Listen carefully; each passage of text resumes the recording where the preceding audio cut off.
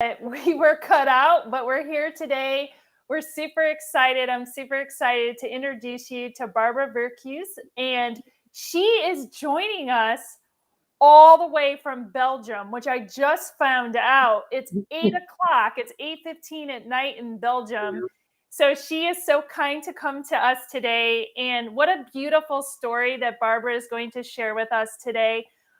She is a kindness ambassador across the globe. And if you read, she has a book, Discovering the Path of Powerful Kindness. And I'm going to share a link to it after so you can get a copy of her book because it really will touch your heart. Barbara, thank you so much for being here today. Why don't you introduce yourself to the audience and tell everyone what you're passionate about? Okay, well, first of all, Gina, thank you so much for having me. I'm very, it's a joy and a pleasure to be here with you today. And well, I call myself a global kindness advocate. Of course, I'm a lot more than that. I'm a business owner running consulting business, and my biggest client is BMW. I'm mostly working in quality management, operational excellence. At the same time, I do some personal mentoring for young entrepreneurs. I'm president of a women's organization in Brussels. I just wrote a book. I have had a presence on social media for a long time, making videos on kindness, teaching people how to go through life with kindness and compassion, but in a powerful way. As you know, my story, why am I so passionate about kindness? People would often ask me that. And I wrote a book about kindness, and I have been thinking about that book for a long time for two reasons. First of all, more than 20 years ago, at the age of 32, I was diagnosed with a stage 4 skin cancer.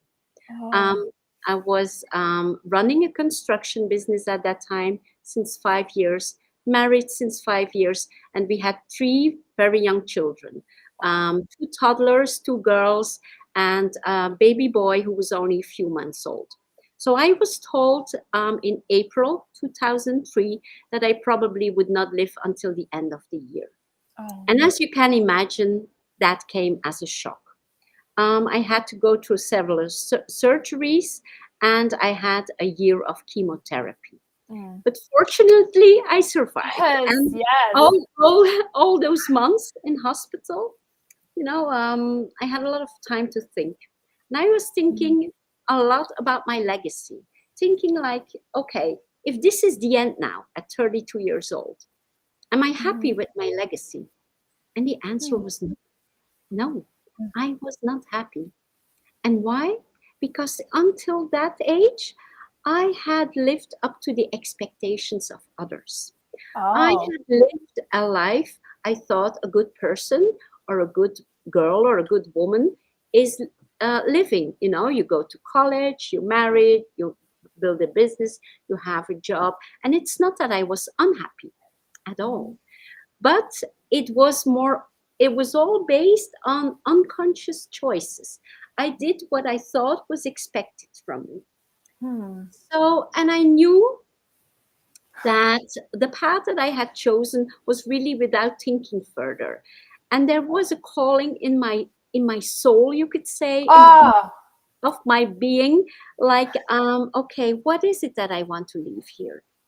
And what came to me was the power, first of all, the power we have as humans to create our lives, the power of our mind, the power of our thoughts, because I have lived that during my illness, during the cancer. I have experienced how powerful what we focus on, because since the beginning, the first night in hospital was a very hard night. I had not, like my husband wasn't there, no kids, and I felt very lost and alone, because as a young mom, you always have, like toddlers, kids who are close to you. And there I was alone in hospital watching the ceiling. And I was like starting to cry. And then I was like, why are you crying? Those kids, they were with my parents and parents-in-law. They are surrounded by love. They have no clue what's going on. They were too small. They were just thinking they were on a vacation with their grandparents. So immediately I shifted. What is in my power right now to help myself? And I knew that it was positive, focusing on positive things. When I would go into despair or negative thinking, like, oh my God, I'm going to die. Oh my God, this is the end. I know that would have had an impact on my health, weaken me. So the power, I was dedicated to stay positive and joyful, even if those would have been my last months. So I wanted in building a legacy, the empowerment of the individual, and at the same time that we can go through life with kindness and compassion, which brings us so much fulfillment. And shifting people's perspective that kindness is not weakness. No, Very important. absolutely. Kindness is perceived as weakness. And why is that? Because I think most of the time, kindness is mistaken for niceness. And niceness is something that is taught in our culture. You have to be nice to a superior, nice to an elderly lady, and it's often fear-based. Some people are even nice to their rude boss because they're afraid to lose their jobs. Oh. People are nice to their toxic partner because they don't want to end up single or alone. And that niceness is fear-based and comes from a very powerless place. At the contrary, if you choose kindness, kindness is a behavior or an attitude you choose. So if you have a rude boss, you can speak up for yourself in a kind way. You can stay out of the negativity. You can stay out of the trigger, like action reaction.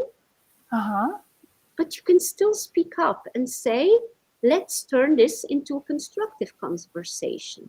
Let's turn this conversation around. If the other person keeps yelling, keeps being aggressive, then all you can have is compassion for the instability of that person, the immaturity, for that person being eaten away by emotions and not being able to compose him or herself.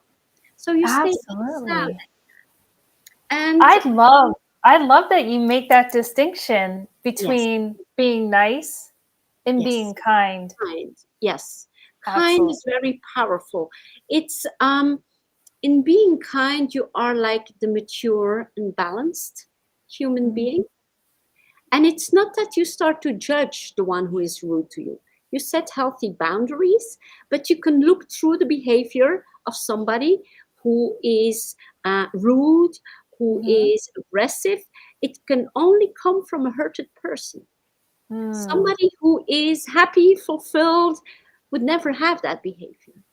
So that is one thing, like the kindness, shift that perspective, that kindness comes from a person who has already dealt with a lot of inner demons, with insecurities, who have processed that and moved on to another place.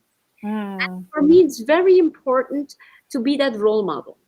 Because it's easy for me to be in front of a camera and say how to do it. I was going to ask you, like, what continues you to inspire you? Because you mentioned going through this horrific event in your life where you faced death in the eyes, and you have a mind of a champion, Barbara. I mean, you overcame that, but every day now, many years later, what inspires you to continue that mission and continue that focus?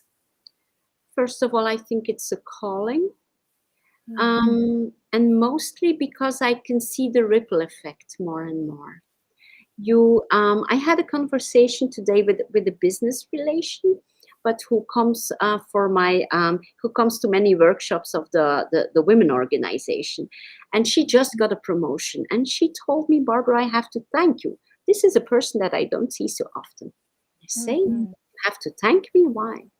She said, you are such a role model for me, that we can lead in business with kindness without losing, you could say, a certain authenticity and purity that we have. And she said, I followed, she read my book, and she said, I followed a lot of your advice. And look at me now, I'm a global sales director. And I was so, like, if you hear that, Yeah, it makes your right. day. It makes your day. Absolutely. So that keeps me Absolutely. going. Like, I no. love that. I And love also, that. Mhm. with my kids, with my parents, it's really a daily training, Gina, for me Mm, too. When mm. I feel that I have a bit too much on my plate and I get exhausted and very tired, I feel how my resilient levels go down, how I would go into a default pattern of overcompensating in working, in not setting boundaries. So it's a daily training in being the bigger person. It's always about filling your own cup first. So Mm. making sure you are taking care of yourself physically, mentally, emotionally, because you can never serve from an empty vessel. And that was a mistake that I had made, like 10, 15, 20 years ago. And I think many people, especially women, who want to be there for everybody, for their parents, their children, their siblings, even colleagues, and that we so much forget that it's about filling our own cup first, and finding those things that give you joy. And maybe it's taking a warm bath. Maybe for you, it's a walk in nature. Maybe it's a call with a friend.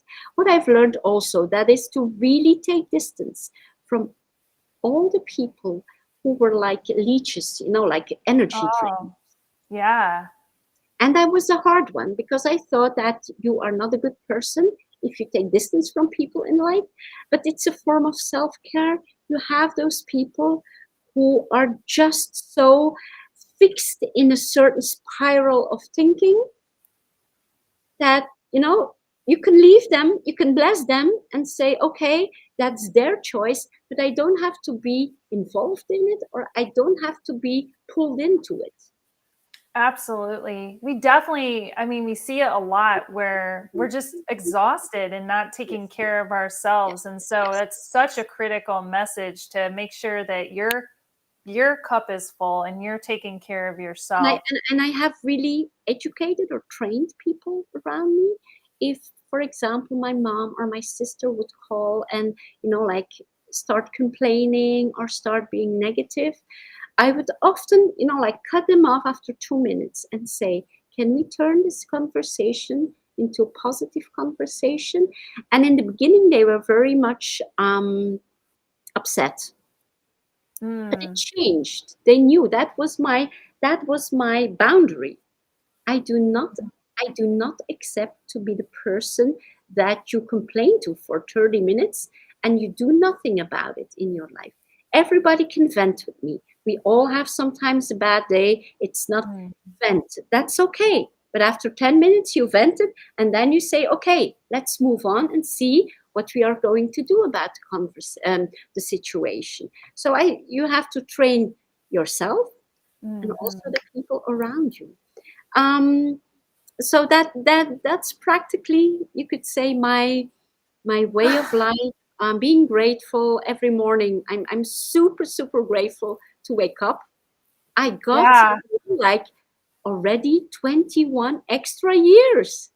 Yeah, absolutely. I love that. I'm so glad What that a you are here bonus with is us. that?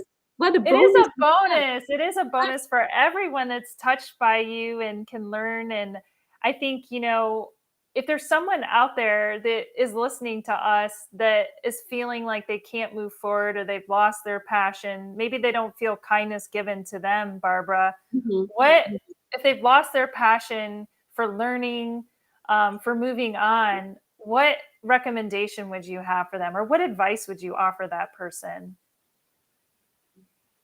It's getting in touch with inner joy. And Mm. if some people are so disconnected that they don't know anymore what gives them joy. And I would recommend people to think about the 7-year-old you, the 10-year-old you. What made you happy? Was it drawing? Was it, like sports? Was it, whether you are creative, whether you are sport? There's always something. And connect with that part again and let it lead you. Let joy lead you.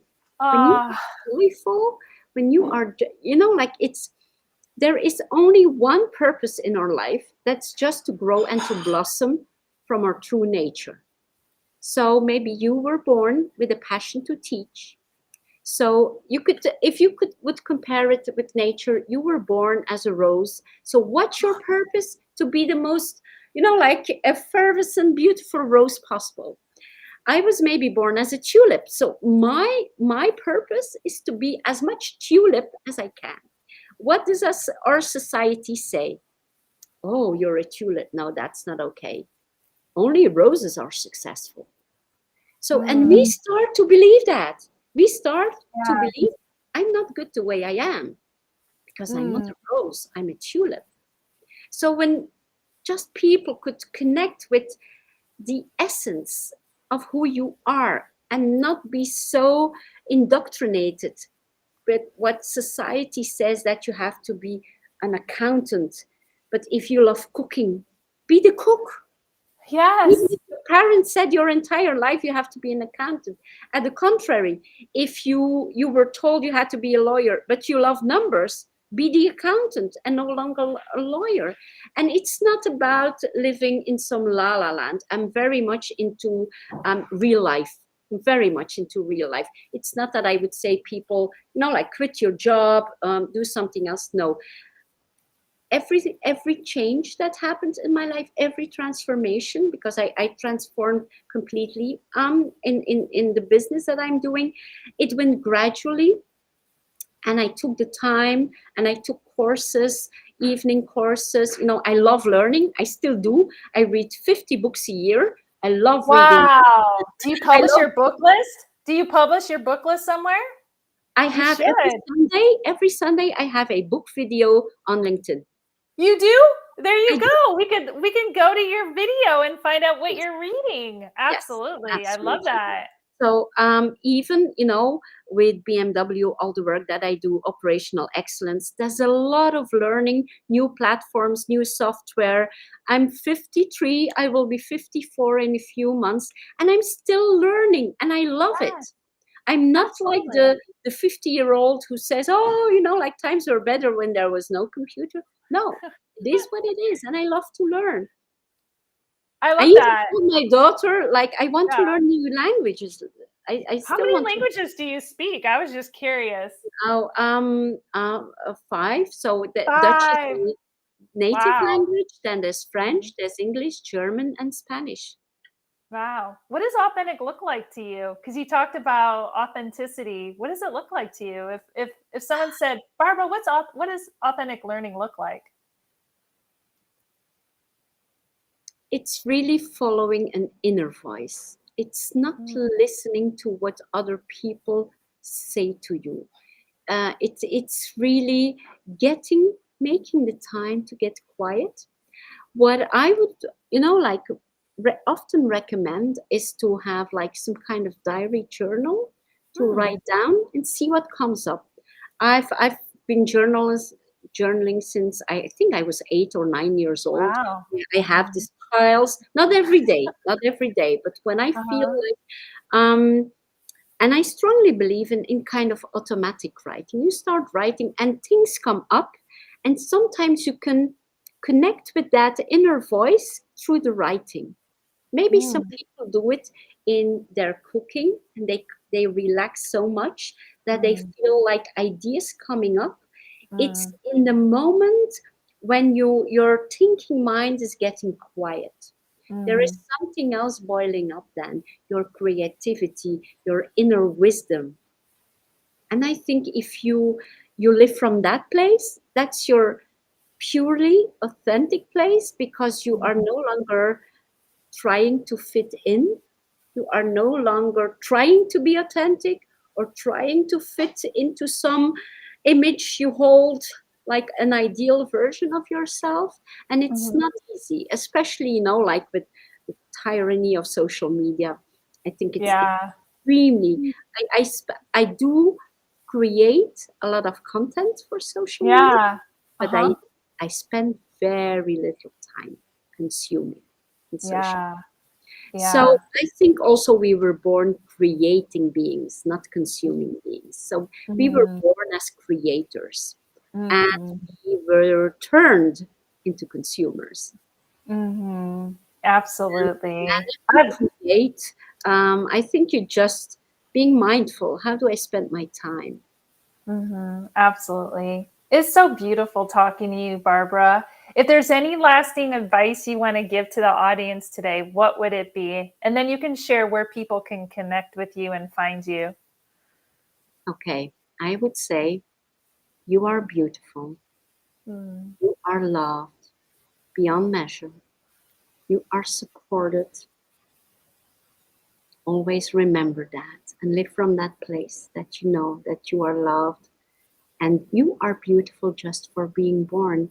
You never have to prove any worthiness to no one because you are worthy.